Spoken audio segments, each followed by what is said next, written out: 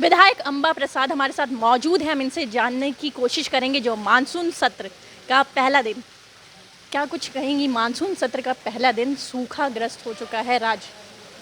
बिल्कुल ये सुखाड़ घोषित होना चाहिए और किसान हमारे जो अन्नदाता हैं, आज उस तबके के लोग जिनके बारे में हमारी पार्टी बहुत चिंता करती है, हमारी सरकार चिंता करती है, तो उनको एक विशेष एक पैकेज देना चाहिए जिससे उनकी क्षतिपूर्ति की भरपाई की जा सके। और इस मामले को हमने विधानसभा में भी रखा हुआ है।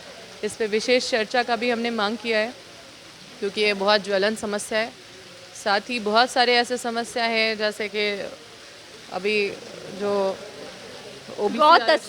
गौ तस्करी का भी मामला एक उठा है जिसमें एक दरोगा की मृत्यु हो जाती है। उसमें क्या कहेंगे? वो एक महिला, उसकी मृत्यु हो जाना कहीं ना कहीं जो लोग हैं वो आक्रोशित है।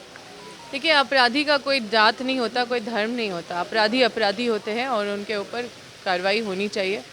और सरकार हमेशा कभी भी गौ तस्करी के मामले में कभी भी जो है कार्रवाई की है। और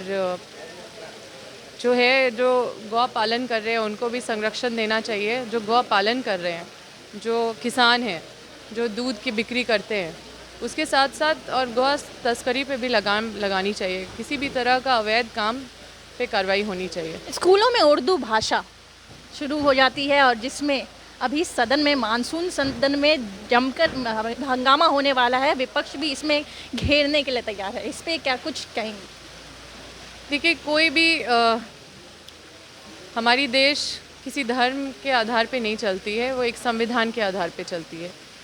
कोई भी भाषा जो हमारे संविधान में मर्यादित है वो मर्यादित है। और सभी भाषा, उर्दू है, हिंदी है, ये सब पुरानी भाषाएं हैं, संस्कृत है, तो सभी भाषा का एक सम्मान है हमारे देश में। ये हमारे सांस्कृतिक से जुड़ा हुआ भाषा है और हर भाषा का सबको राइट है कि जो भाषा आप सीखना चाहते हैं उस भाषा में आप अपना क्लास ले सकते हैं।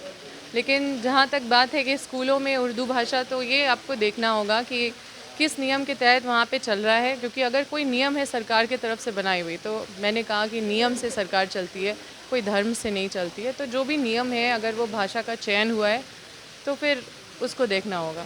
मतलब कहीं ना कहीं आप कह रही है जो भाषा, उर्दू भाषा वहाँ पे हो रही है। भाषा गलत नहीं है, ना संस्कृत भाषा गलत है, ना हिंदी भाषा गलत है, ना इंग्लिश भाषा गलत है। यहाँ पे भाषा पे विवाद नहीं होना चाहिए। पर जहाँ पे जो भाषा अगर किसी नियम के तहत अगर चल रहा है, तो मेरा ये मानना है कि अगर कोई नियम संगत है, नियम से चल रहा है, तो उस नियम संगत पे कोई विरोध नहीं है। लेकिन अगर नियम वहाँ नहीं है, इसके बावजूद ये सारी चीज़ें हो रही है, तो आप इस पे क्या कहेंगे? तो मैं अधिकृत नहीं हूँ बताने के लिए कि नियम है कि नहीं है। मैं तो बस यही कह रही हूँ कि जो नियम संगत है वो होना चाहिए। इनका कहना है जो नियम संगत है उस तरीके से स्कूल होगी, उसमें पाठ्यक्रम उसके हिसाब से चलना चाहिए।